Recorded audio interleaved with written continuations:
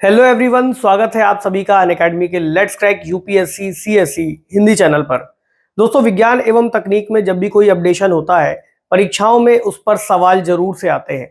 अभी हाल ही में डीआरडीओ ने एक नया परीक्षण किया है, जहां पर उन्होंने स्क्रैमजेट इंजन को हाइपरसोनिक गति के अंतर्गत लगभग 120 सेकंड तक डेमोन्स्ट्रेट किया है और इसकी जानकारी रक्षा मंत्रालय की तरफ से दी गई है।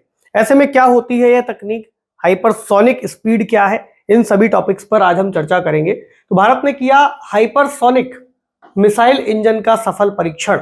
तो केवल मिसाइल तकनीक पर ही ये उपयोगी नहीं है, बल्कि अन्य कई तरह के जो सिस्टम्स हैं, लॉन्च व्हीकल्स हैं या अन्य तरह के हथियार हैं, उनमें भी इसका इस्तेमाल किया जा सकता है। How DRDO's recent scramjet test puts India formally in the hypersonic weapon race. तो इसमें इन्होंने एक तरह का एक्टिव कूल्ड स्क्रैमजेट कंबस्टर का इस्तेमाल किया है। अब जो शब्द है बड़े भारी भरकम से लग रहे होंगे आपको, स्क्रैमजेट, हाइपरसोनिक, क्या किया, 120 सेकंड तक इसको टेस्ट किया। आज के टॉपिक में इसको बहुत इजी करके हम समझ लेंगे। आगे बढ़ने से पहले कुछ जानकारी आपके साथ साझा कर दूं। अनअकैडमी की तरफ से जो कोर्स इसके पहले 14,999 रुपए का प्रीलिम्स के लिए लाया गया था, उसका प्राइस काफी कम हो गया है, वो लगभग 12,000 रुपए में आपको मिल जाएगा। तो जो भी लर्नर्स 2025 को टारगेट कर रहे हैं, तो अपने प्रीलिम्स की तैयारी को बूस्ट देने के लिए आप इस कोर्स प्लान को जरूर ले सकते हैं, जिसमें जीएस और सीसैट दोनों को ही शामिल किया गया है। और 28 जनवरी से इसके बैचेस शुरू हो जाएंगे। तो 3-4 महीने का 4 महीने का लगभग समय है, आप अपनी तैयारी बेहतर कर सकते हो। इसके अलावा वो लर्नर्स जो 2026-27 के लिए तैयारी कर रहे हैं, वो फुल बैचेस को ले सकते हैं, जिसमें लगभग 55% तक का डिस्काउंट आपके लिए अभी मौजूद है। लगभग 24,000 और 25,999 रुपए में आप इन कोर्सेज को भी अवेल कर पाओगे। एक बात और ध्यान रखिएगा, 26 तारीख को यानी 26 जनवरी को मॉक टेस्ट के लिए एक फ्री आयोजन पुनः हो रहा है। आप में से जो भी लर्नर पिछले मॉक टेस्ट में शामिल नहीं हो पाए थे, वो इसमें जरूर शामिल होइए और ऑल इंडिया रैंक अपनी एक देखिए, जिससे आपको ये आइडिया लगे कि आने वाली प्रारंभिक परीक्षा में आपका स्कोर क्या होने वाला है। इसके अलावा आप में से जो भी लर्नर्स कोई भी प्रोग्राम अगर लेना चाह रहे हैं, अनअकैडमी का सब्सक्रिप्शन लेकर के जुड़ना चाह रहे हैं, तो हिम शर्मा कोड का इस्तेमाल कीजिए। जो भी और डिस्काउंट्स होंगे वो आपको मिल जाएंगे। आते हैं हमारे टॉपिक पर।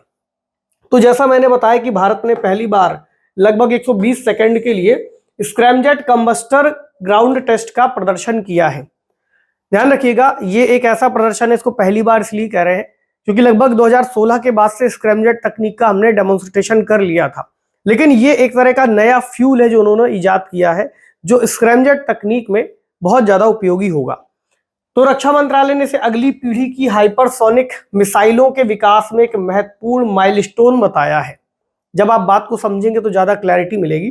पहले समझते हैं कि हाइपरसोनिक जो शब्द है, इस बात का अर्थ क्या है। तो हाइपरसोनिक शब्द को समझने के लिए पहले हमें सोनिक शब्द को समझना होगा। तो सोनिक का अर्थ है ध्वनि की गति। क्या है? ध्वनि की गति। तो जैसा कि आप सभी लोग जानते हैं, ध्वनि एक तरह की या साउंड एक तरह की मैकेनिकल वेव या यांत्रिक तरंग के रूप में कार्य करता है।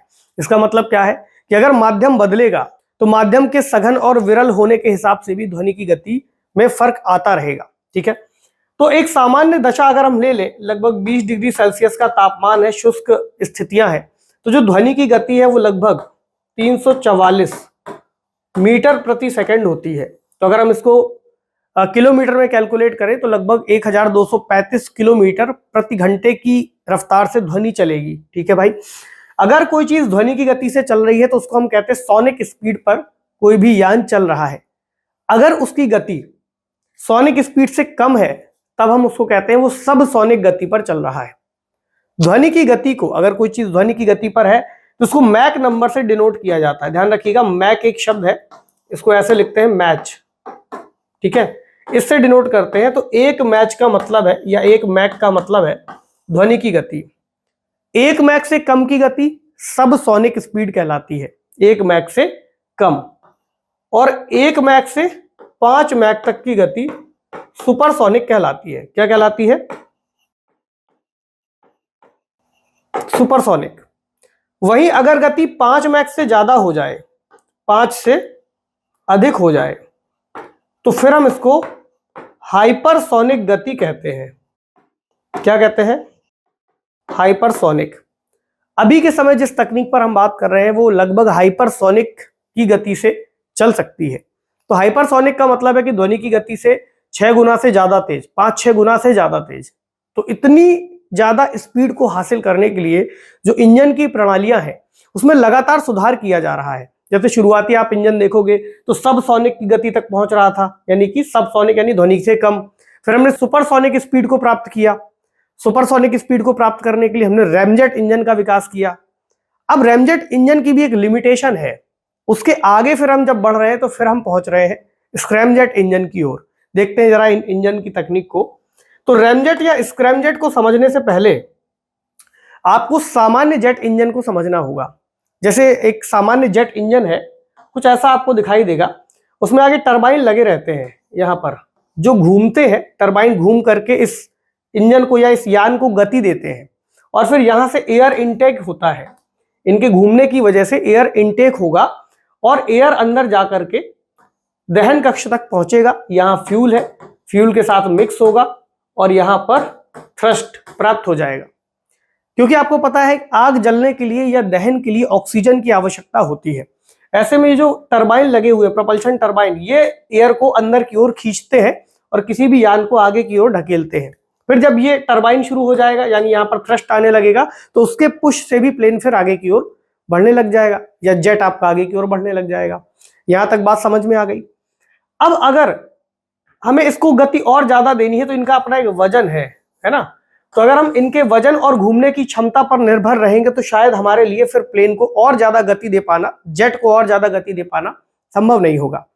तो हमने एक और टेक्नोलॉजी का विकास किया। हमने सोचा कि क्यों ना इसको हटा दिया जाए और डायरेक्टली एयर इनटेक किया जाए, एयर को सीधा अंदर लिया जाए और यहां पर फिर फ्यूल इंजेक्ट करके इसको जलाया जाए और फिर पीछे से थ्रस्ट हमें मिलेगा तो हमारे जो प्लेन की स्पीड है बढ़ जाएगी।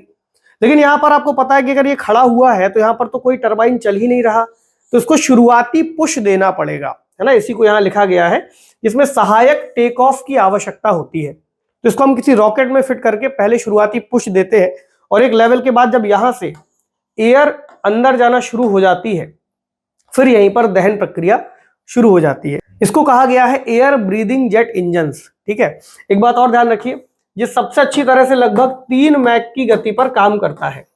3 मैक की गति पर जो हवा है वो अंदर जाकर के कंप्रेस होकर के यहां पर इसके दहन कक्ष में उपयोग में लाई जाती है और ऑक्सीजन का इस्तेमाल यहीं पर कर लिया जाता है। बात आसान लग रही है। तो फिर रैमजेट जब अच्छा चल रहा था तो स्क्रैमजेट पर काम क्यों शुरू हुआ?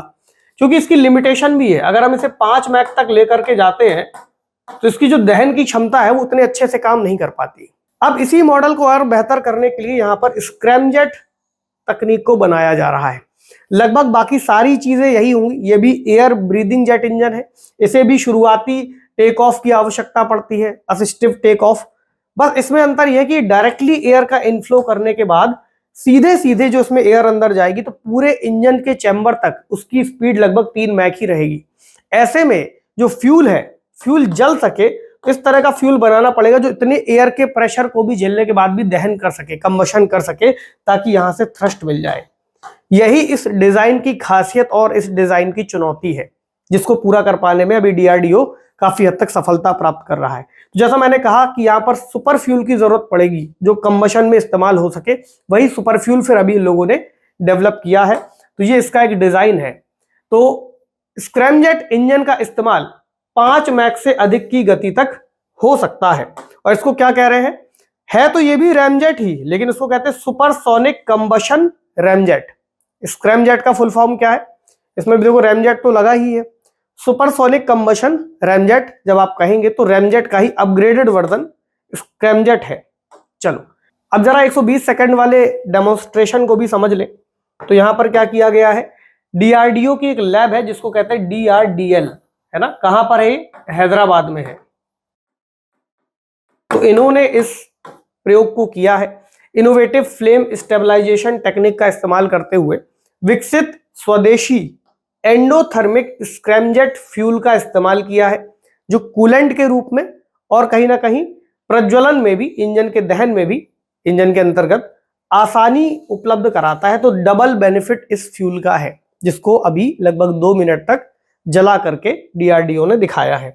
तो अगर हम इसके इतिहास को समझें और इसके विकास को देखें तो जैसा मैंने बताया कि डीआरडीओ, इसरो और शिक्षा जगत और उद्योग जगत ये सभी मिलकर के लगभग पिछले 20 सालों से इस तरह की किसी तकनीक को डेवलप करने में प्रयासरत है, क्योंकि शुरुआती तौर पर यूएसए या रशिया ने काफी लंबे समय पहले ही इनको विकसित कर लिया था।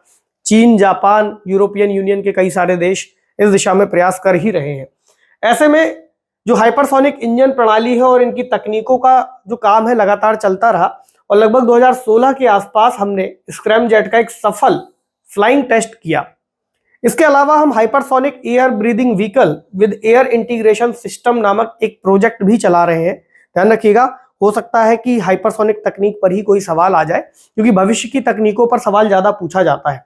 तो भविष्य के जो भी लॉन्च व्हीकल होंगे उसमें भी ऐसा कहा गया है कि स्क्रैमजेट जो तकनीक है वो उपयोगी हो सकती है, क्योंकि मान लीजिए अगर हमने पीएसएलवी को लॉन्च किया और उसमें ऑक्सीजन कैरी करने के लिए हमने अलग से सिलेंडर लगाया है ना, तो अगर हम उसे भी स्क्रैमजेट तकनीक से जोड़ दें तो हमें ऑक्सीजन कैरी अलग से नहीं करनी पड़ेगी। और अगर हम ऑक्सीजन अलग से कैरी नहीं करेंगे तो क्या होगा, हमारे रॉकेट में और स्पेस बचेगा और ऑक्सीजन की जगह पर कुछ और भार को हम ऊपर ले जा सकते हैं। तो हमारी जो पेलोड की टेकिंग कैपेसिटी है वो बढ़ जाएगी, ये इसका एक बेनिफिट होगा। इसके अलावा hypersonic wind tunnel test facility भी हैदराबाद में शुरू की गई है। 2020 में इसका उद्घाटन हुआ था और इसकी जितनी बड़ी क्षमता है और जितना बड़ा स्केल है, इसके आधार पर इसे अमेरिका और रूस के बाद तीसरी ऐसी बड़ी फैसिलिटी बताया जा रहा था जो उपलब्धि भारत ने हासिल करी थी।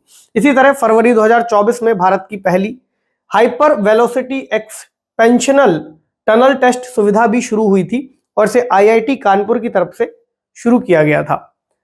अब एक सवाल आपके सामने जो आ सकता है डिफेंस टेक से ही रिलेटेड होगा कि आखिरकार इस टेक्नोलॉजी का सामरिक महत्व क्या है, स्ट्रेटेजिक इंपॉर्टेंस क्या है। तो भारत जैसा कोई देश हो, है ना, आप सोचो कि अगर कोई भी देश किसी पर हमला करता है, जैसे आपने देखा कि हमास ने एक समय इजराइल पर हमला किया, तो उनके पास एक सिस्टम है जिसे आयरन डोम कहा जाता है। यहां से इनकी मिसाइलें आई और उन मिसाइलों को इंटरसेप्ट करते हुए, जैसे अगर मिसाइल लॉन्च की गई तो यहां से काउंटर मिसाइलें छोड़ करके इस मिसाइल को नष्ट कर दिया गया। लेकिन मान लीजिए कोई मिसाइल ऐसी छोड़ी गई है जिसकी स्पीड बहुत ज्यादा है, हाइपरसोनिक है, तो जब तक इनकी मिसाइलें यहां तक इसको रोकने के लिए पहुंचेंगी तब तक ये अपने टारगेट को हिट कर चुकी होगी। जो जितना तेज होगा वो उतना ही ज्यादा वॉरफेयर में जीत दर्ज कराएगा। तो मौजूदा वायु रक्षा प्रणालियों को मात देने की इसकी क्षमता है, वही लिखा है। बहुत तेज है, बहुत इंपैक्टफुल है, ऐसे में इसको रोक पाना इतना आसान नहीं है। तो अमेरिका, रूस, भारत और चीन सहित कई देश इस पर प्रयोग कर रहे हैं। ठीक है, एक्टिवली हाइपरसोनिक टेक्नोलॉजी पर आगे बढ़ रहे हैं। चीन ने कुछ दिन पहले ही एक डेमोन्स्ट्रेशन किया भी था 2021 में। इन्होंने परमाणु सक्षम हाइपरसोनिक ग्लाइड व्हीकल उड़ाया था जो लगभग लो अर्थ ऑर्बिट तक पहुंच करके पृथ्वी का एक चक्कर लगाता है और अपने टारगेट को हिट कर देता है।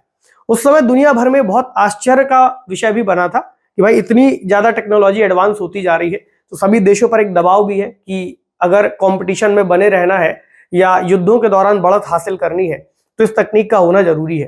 तो भारत कहां पर स्टैंड कर रहा है? आपने ब्रह्मोस मिसाइल का नाम सुना होगा, तो भारत उसी की एक सेकंड जनरेशन मिसाइल बना रहा है, ब्रह्मोस 2। और ऐसा बताया गया है कि ये मिसाइल फिर आगे चल करके हाइपरसोनिक स्पीड तक पहुंच सकती है। आप कमेंट सेक्शन में जरूर बताइए कि भारत किस देश के साथ मिलकर के ब्रह्मोस मिसाइल का विकास कर रहा है। ठीक है, तो आज के टॉपिक में इतना ही है, लेकिन जो कुछ भी है बहुत इंपॉर्टेंट है, इसको एक बार रिवाइज जरूर कीजिएगा। इसके अलावा साइंस एंड टेक्नोलॉजी का जो हमारा बैच चल रहा है उसमें इसको लेकर के या इसके जो बेसिक्स हैं शुरुआत से स्पेस टेक और डिफेंस टेक, उसको हम कवर कर रहे हैं। तो आप चाहें तो उस बैच को भी ज्वाइन कर सकते हैं। मिलते हैं आपसे अगले किसी सेशन में। पढ़ते रहिए, ख्याल रखिए, शुक्रिया।